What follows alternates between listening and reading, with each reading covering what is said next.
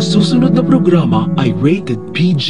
Ito ay nangangailangan ng patnubay at gabay ng magulang para sa mga batang manonood. Mangyayari na ang kinakatakutan ni Doc Carlos, ang malaman ni Doc RJ na siya pala ang tunay na ama ng anak niyang si Zoe dahil sa DNA test na ipinagawa ni Lolo Pepe. Walang kamalay-malay si Carlos na nakagawa na pala ng krimen ang mag-ina niyang si Moira at Zoe para hindi lang malantad ang pinakatago-tago nilang sikretong tatlo.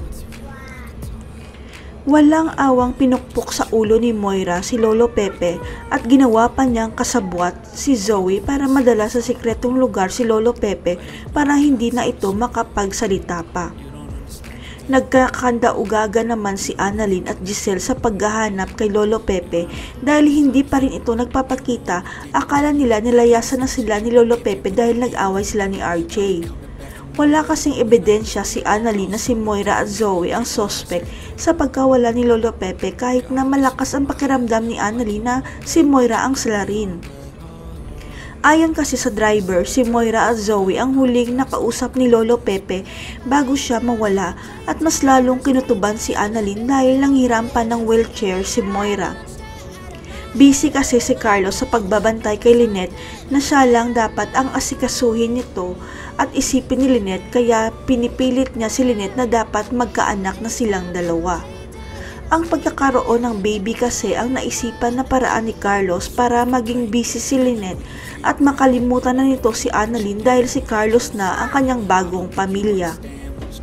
Isa rin sa dahilan kung bakit tinatakot at hinihigpitan ni Carlos si Lynette para sa oras na malantad ang sikreto na siya ang tunay na ama ni Zoe, matatakot si Lynette sa kanya. Kaya walang choice si Lynette kundi ang tanggapin na daughter-in-law na rin niya si Zoe. Kahit masakit, tanggapin kung ayaw niya mag-away sila ni Carlos o saktan siya nito.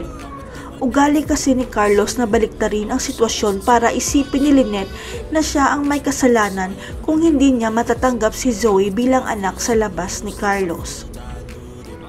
Hanggang sa mabalitaan ni Doc Lindon na ligtas na si Lolo Pepe kaya malalantad na sa lahat na hindi totoong tanyag si Zoe dahil hindi si Doc RJ ang tunay niyang ama.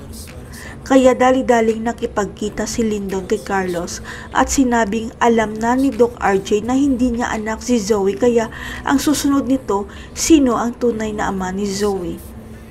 Si Zoe kaya mismo ang aamin kay Doc RJ na si Doc Carlos ang tunay niyang ama. Abangan.